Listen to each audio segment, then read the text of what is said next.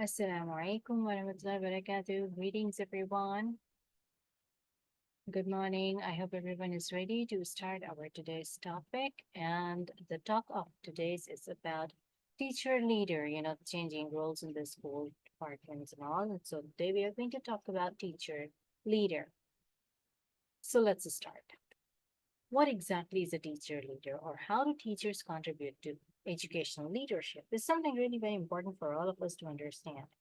To begin with, let's say teachers in leadership roles work in collaboration with principals and other school administrators by facilitating improvements in instructions and promoting practices among the peers that can lead to improved student learning outcomes, which is really very important.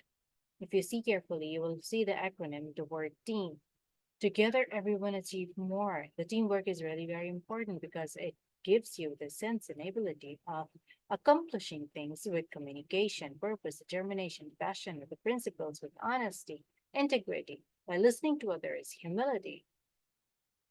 So, this is the leadership that we are going to find out today.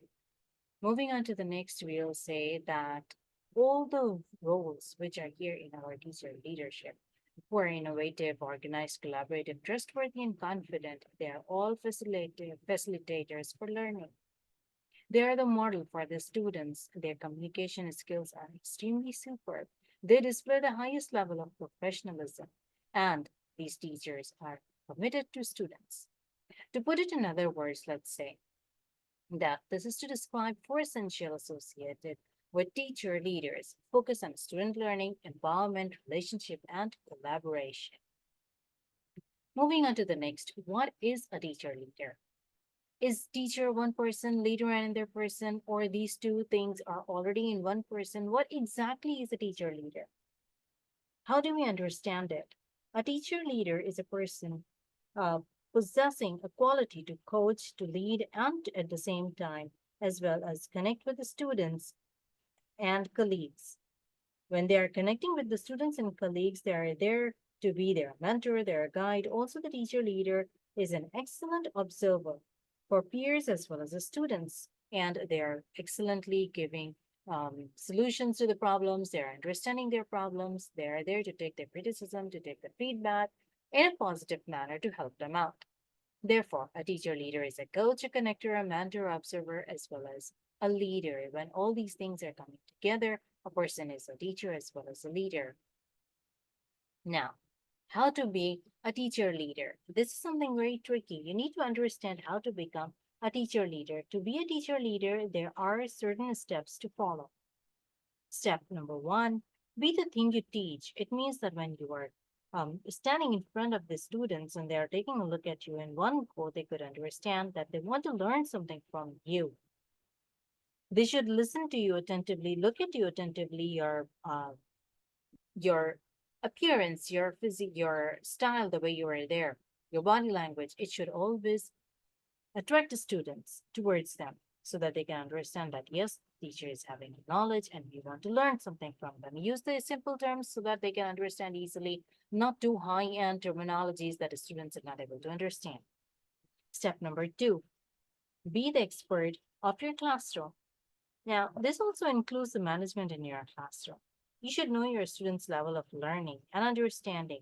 Prepare yourself very well for the subject or the topic, whatever you're going to deliver in the class to satisfy your students. But bear in mind, there are always the levels like below average, average, and above average, which are like standard and advanced. So you have the students like that. Prepare three types of examples this way so you can explain in a way that all the students can understand in your class in one go. Some might be introverts, some might be extroverts. So please take care of that. So if they're introvert students, nobody's, your examples are going to help them understand. Moving on to the next one, step number three, make sure you keep the data and track the progress of your students. It's very easy. You can use the rubrics, you can use the checklist, you can use your correction board, you can use your bar graph, which you use to mark or write down the progress of your students, progress chart, whatever you have in your classroom, that is handy for you. It's only a minute's work. Or you have also different kind of rubrics at hand that you can mark on that. Moving on to the next point, we have step number 4. Your practice should be reflected in your teaching style. Like whatever you are teaching, it should be there. For example, for first 3 months or first semester, first term, you have used 6 hats. Next, you will use another teaching strategy like stations. Then next, you will use your after 3 months, you can use another strategy like teaching learning. In this way, you are not bringing something different or out of blue. You're teaching them with different teaching strategies, making them interested in learning, and the response from the students will be more interacting, more communicative, more responsive, more interaction with the students. They will be interested in your class because of the new ideas, new concepts, and way of learning and teaching. That is because the lesson is same, the exercise is same, what they're studying from the others, that is all there.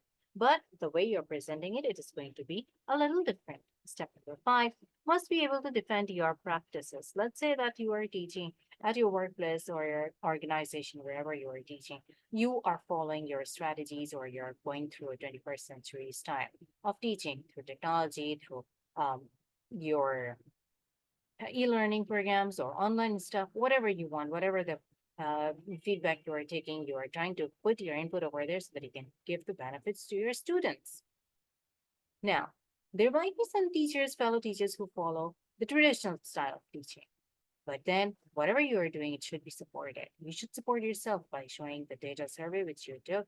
And you can say that before my this practice, this was the result. And now when I'm changing my strategies, this is the more beneficial result. You can have the star students. You can put up a board for the star students in your class or those who needs to be appreciated or those who are doing really fine, like starters, movers, and flyers, the groups in your class.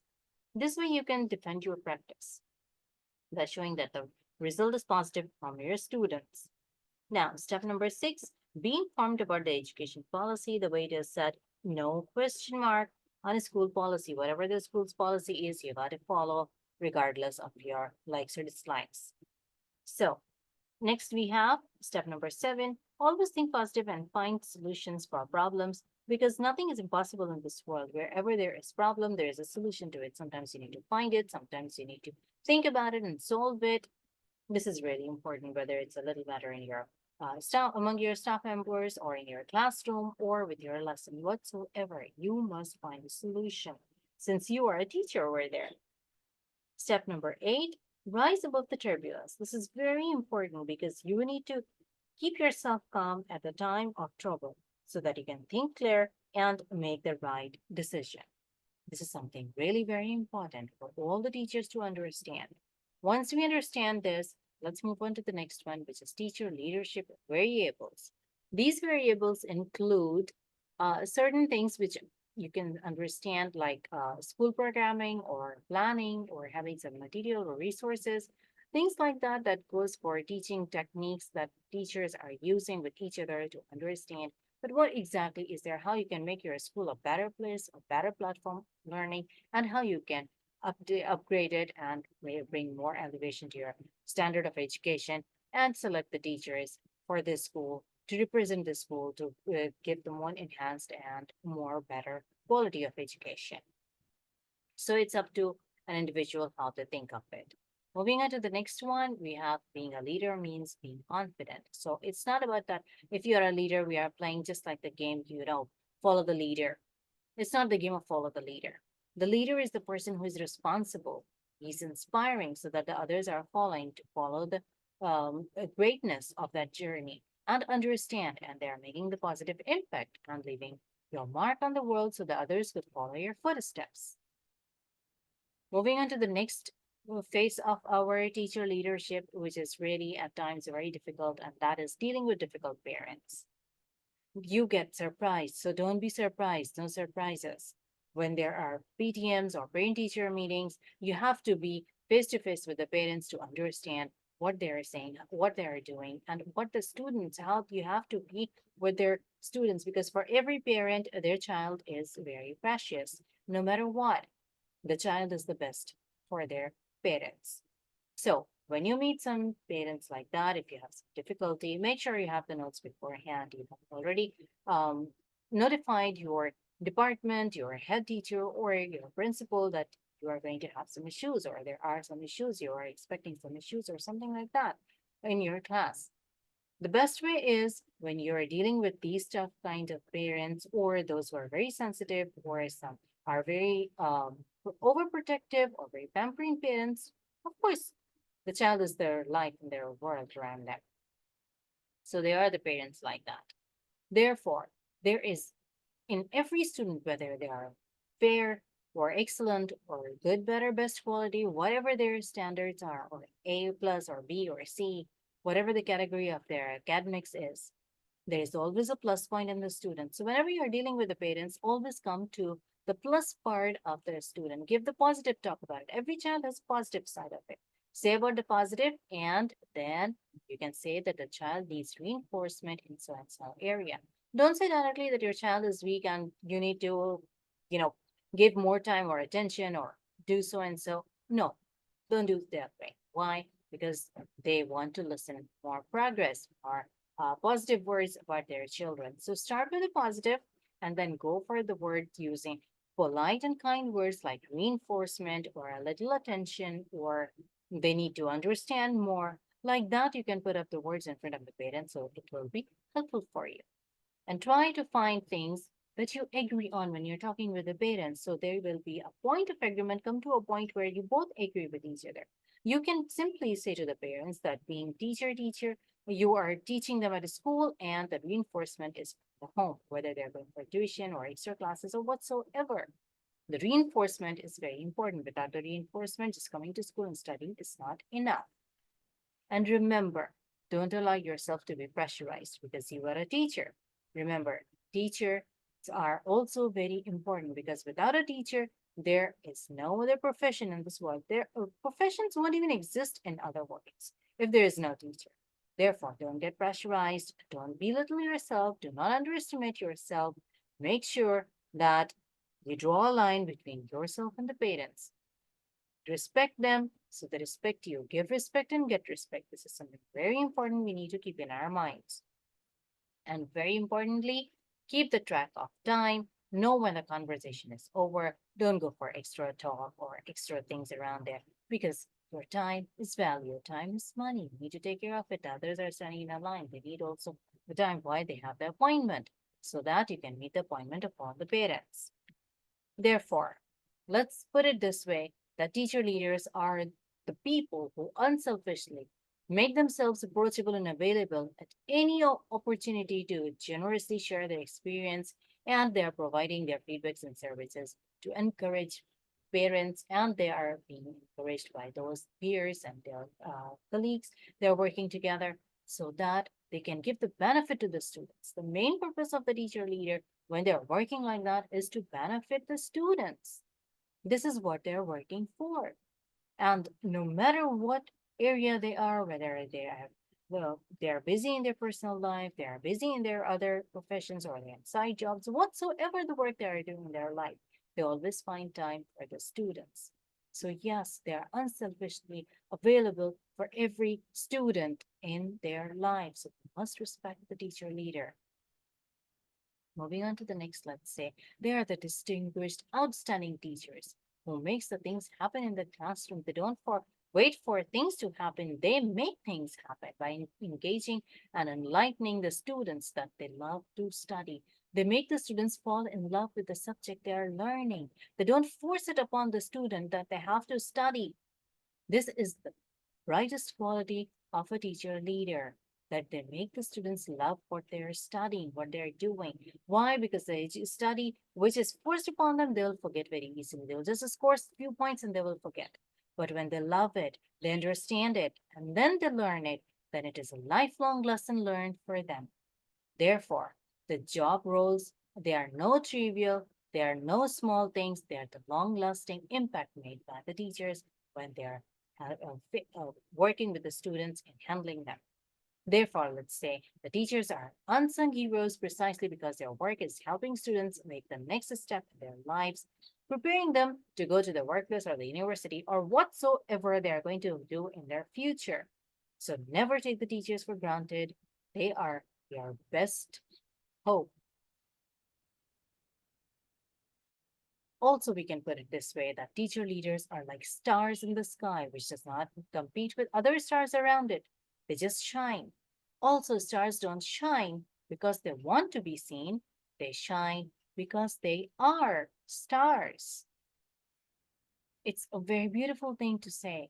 You see, the sky is filled with stars, but then they shine because they are stars, not because they want to shine. Therefore, teacher leader is like a treasure box full of jewels and gems of knowledge to be given to their students. They are flowing with the knowledge they want to give to the students. Those who really want to quench their thirst of knowledge, they will sit with the teacher, share the values, the jewels and gems, and brighten up their future.